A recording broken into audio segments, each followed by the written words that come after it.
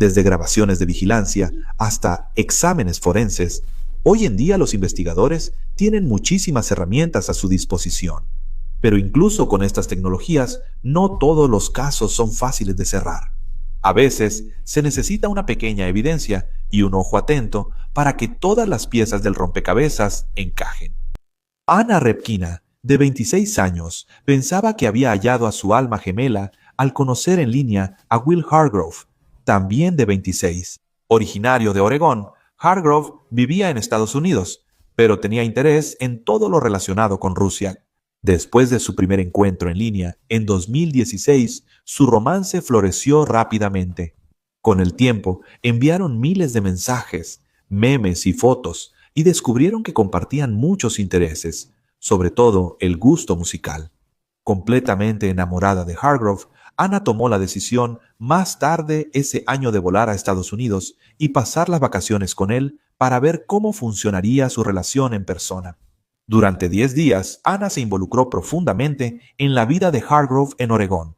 Conoció a sus amigos, viajaron a la costa y hasta pasaron Año Nuevo juntos. Al final de su viaje, Hargrove le propuso matrimonio y Anna aceptó. Estaba absolutamente eufórica cuando regresó a Rusia, con planes de mudarse al extranjero lo antes posible. Según sus amigas, pronto comenzó a hablar sobre vestidos de novia, pero sin que Anna lo supiera, Hargrove había estado saliendo con otra mujer. Michelle Chavez, madre casada de 2 hijos y poco más de 30 años, vivía en Albany, Oregón, cuando Anna y Hargrove se conocieron. Michelle conoció a Hargrove mientras era taxista y le agradó de inmediato.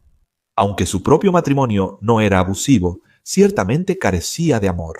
Michelle le decía que ella y su esposo solo compartían la cama y eran más compañeros de cuarto que pareja. Poco después inició un romance entre ambos y Michelle mudó a Hargrove a su cuarto de invitados, aunque no se sabe si su esposo conocía la verdadera relación. Finalmente, Michelle decidió dejar a su esposo, pero no sabía cuándo.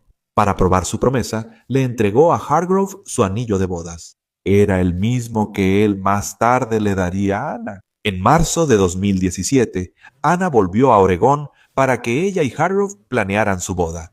Michelle, molesta porque Hargrove dio su anillo a la joven de 26 años, no permitió que se quedara en su casa, obligando a Hargrove y Anna a rentar un departamento en Corvallis, una pequeña ciudad universitaria a poca distancia.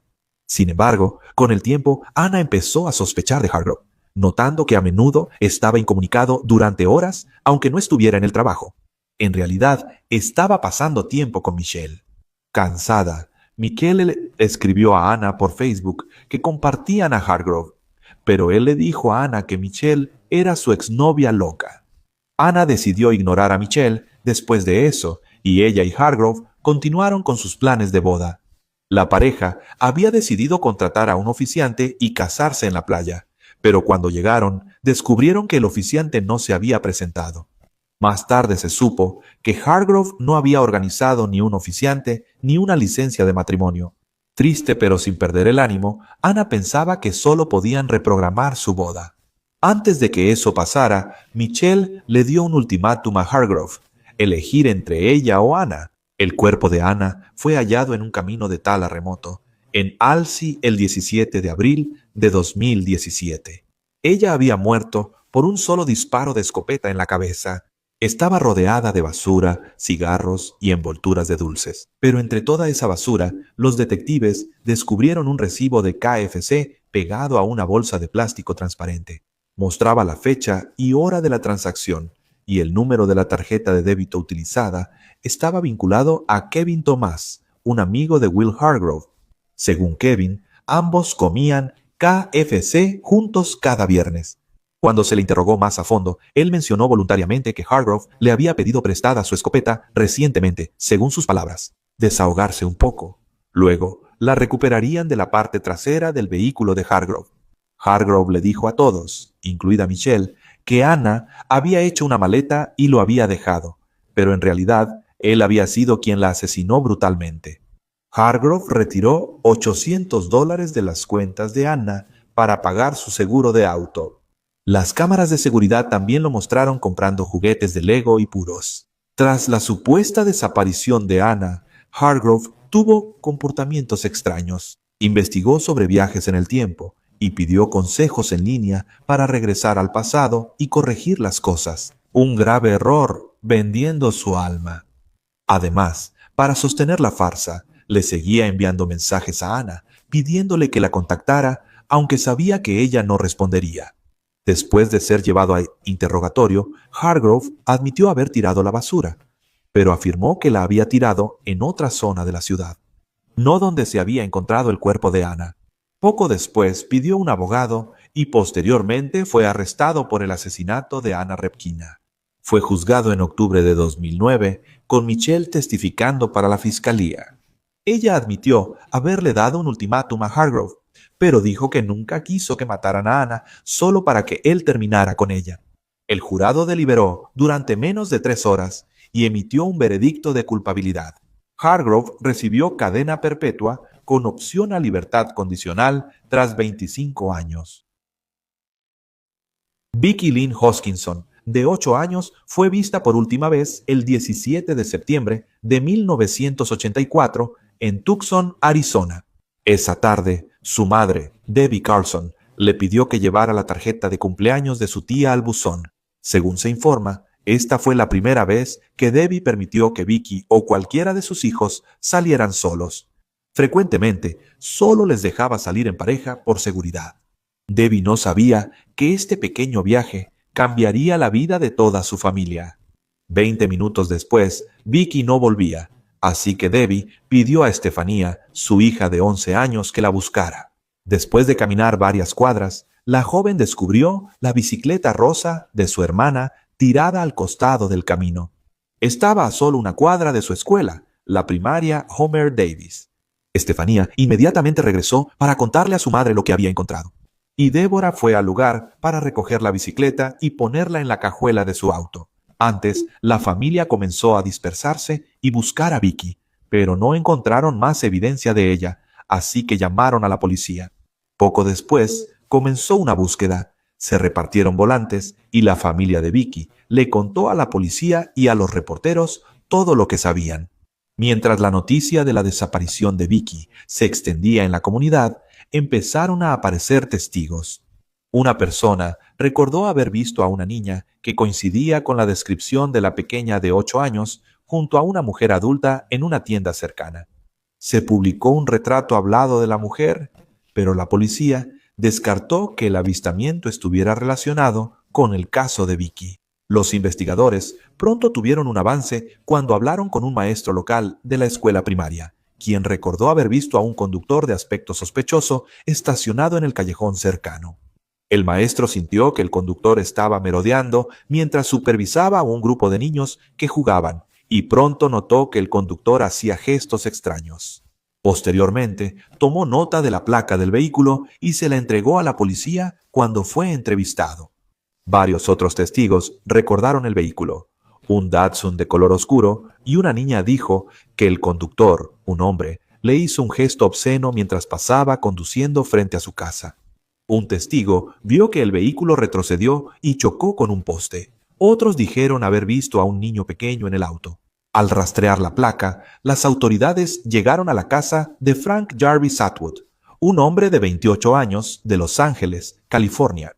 Vivía con sus padres tras salir en libertad condicional, luego de estar en prisión por obligar a un niño de 8 años a bajarse de su bicicleta, subirlo a su motocicleta y abusar sexualmente de él.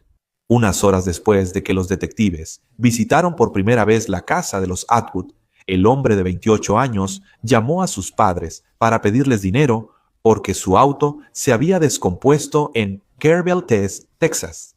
Luego, sus padres informaron al FBI sobre el paradero de su hijo, y Atwood y su acompañante, James McDonald, fueron arrestados el 20 de septiembre por sospecha de secuestro. Atwood afirmó que había estado en el vecindario de Vicky el día de su desaparición, señalando que se había estado quedando en un parque cercano. Dijo que salió del área entre las 3 y 5 de la tarde, pero no pudo precisar dónde estaba. James McDonald confirmó que estuvieron en la zona y dijo que Atwood se fue a las 3 p.m. tras discutir. Cuando regresó, MacDonald afirmó que tenía manchas de sangre en las manos y la ropa. Atwood afirmó que se había peleado con un narcotraficante en el extremo oeste de Eno Road y lo apuñaló. Otro conocido de Atwood, que lo hospedó 2 noches en su remolque, confirmó que el hombre de 28 años llegó con sangre en la ropa y manos. Atwood contó a un conocido que apuñaló a un narcotraficante y éste le sugirió deshacerse de su ropa. Esta ropa no ha sido recuperada. Al inspeccionar más de cerca el vehículo de Atwood, los detectives notaron motas de pintura en la defensa delantera.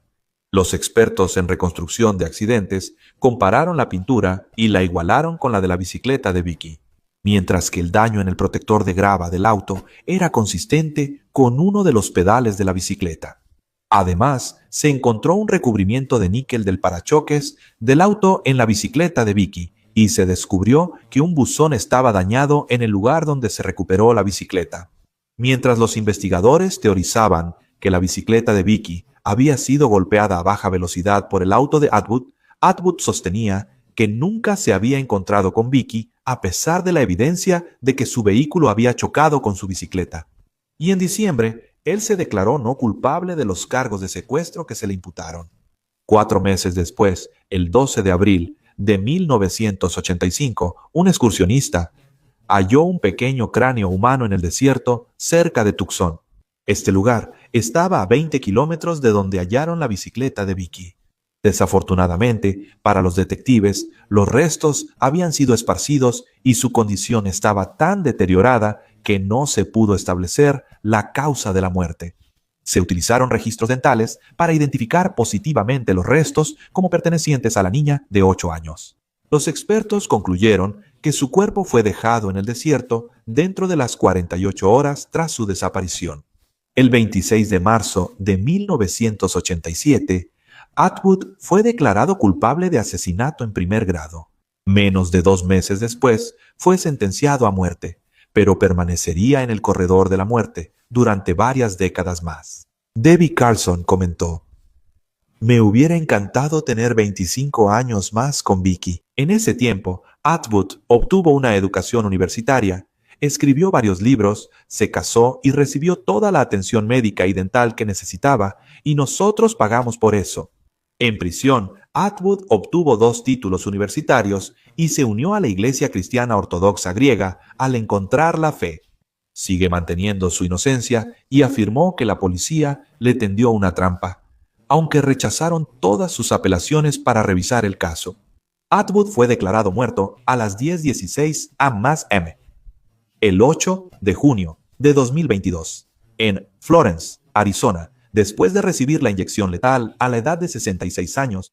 Incluso en su declaración final, siguió protestando su inocencia y no ofreció disculpas a la familia de Vicky. En su lugar, agradeció a su esposa, a su equipo legal y a Jesucristo. El caso de Vicky ha sido presentado tanto en Forensic Files como en The FBI Files. Su madre, Debbie, se convirtió en activista por los derechos de las víctimas tras la desaparición de su hija, ayudando a instaurar el sistema de alerta Amber en el sur de Arizona en el año 2000.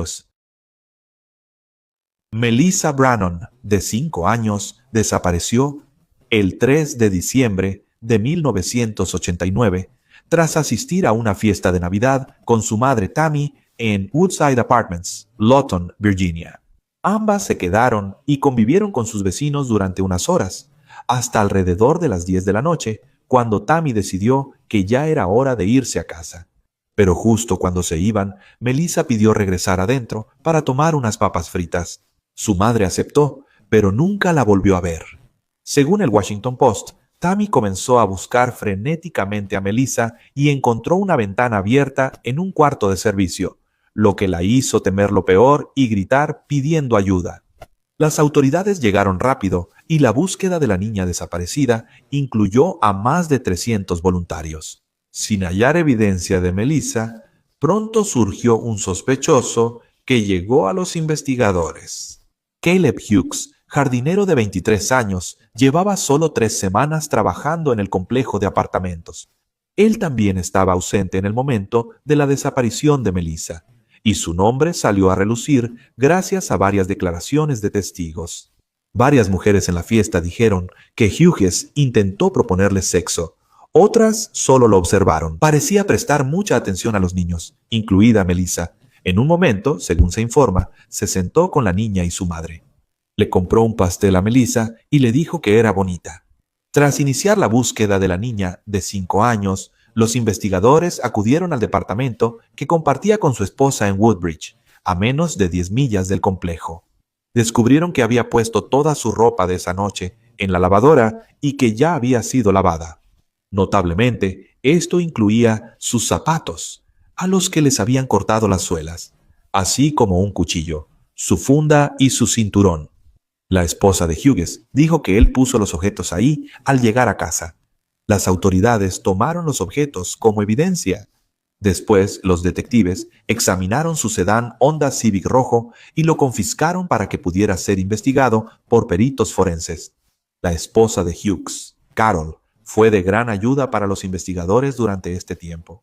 Ella dijo a la policía que el joven de 23 años llegó 2 horas y media tarde y que el odómetro mostraba que viajó más lejos de lo habitual.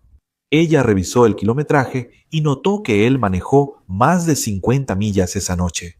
Hughes afirmó que esto se debía a que había decidido comprar un six-pack de cerveza después del trabajo y luego tomar una ruta más larga a casa.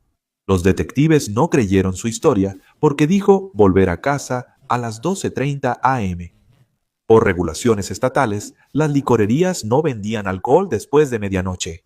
Quizás la evidencia más notable en este caso fueron las fibras descubiertas en el asiento delantero del auto de Hughes. La noche que desapareció, Melissa vestía una sudadera JC Penney con Big Bird de Plaza Sésamo al frente. Como no tenían la sudadera de Melissa ni su cuerpo, decidieron comprar una prenda idéntica y comparar las fibras de la sudadera con las que se encontraron en el vehículo. Eran una coincidencia exacta. Las autoridades también recuperaron pelos de conejo. La madre de Melissa había estado usando un abrigo de piel de conejo en la fiesta y fibras azules consistentes con las del blazer de Tammy. Los investigadores teorizaron que en algún momento después de que se fueran de la fiesta, Melissa estaba en el asiento del pasajero del vehículo de Hughes y las fibras y pelos se transfirieron.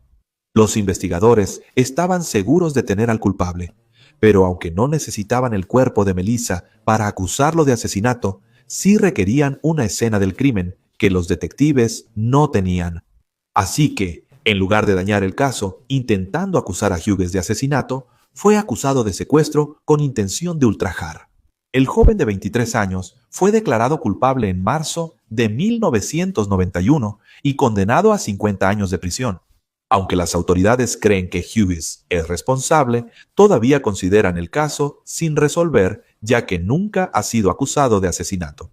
El cuerpo de Melissa sigue desaparecido. En 2019 se cumplieron 30 años de este caso. La policía pidió nueva información y reexaminó las pruebas antiguas. Esperaban que las técnicas forenses modernas les ayudaran a cerrar el caso. Tammy Brannon, quien se volvió a casar después de la desaparición de su hija, mantuvo su antiguo apellido en las guías telefónicas por si su hija seguía viva y quería contactarla. Ella se ha negado durante años a declarar muerta a Melissa. Comentando sobre el aniversario 30, Tammy dijo: «La policía de Fairfax siempre me sorprende por su dedicación a este caso. Lo que están haciendo y lo que han hecho todo este tiempo nunca se han detenido».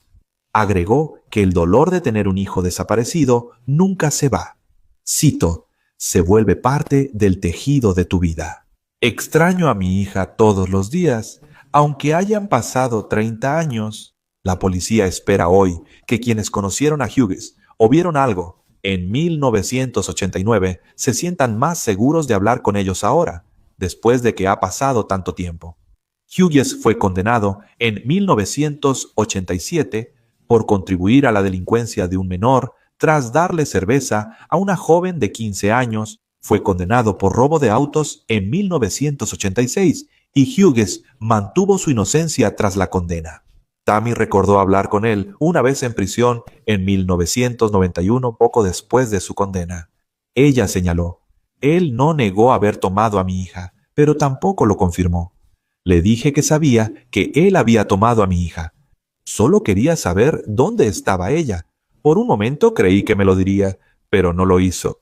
Hughes obtuvo libertad condicional en agosto de 2019 tras cumplir solo 29 de los 50 años de su condena. Luego se mudó a Rocky Mount, Virginia, y contó a sus nuevos colegas que era veterano, que su esposa había fallecido de cáncer y que dejó su ciudad para alejarse de recuerdos tristes.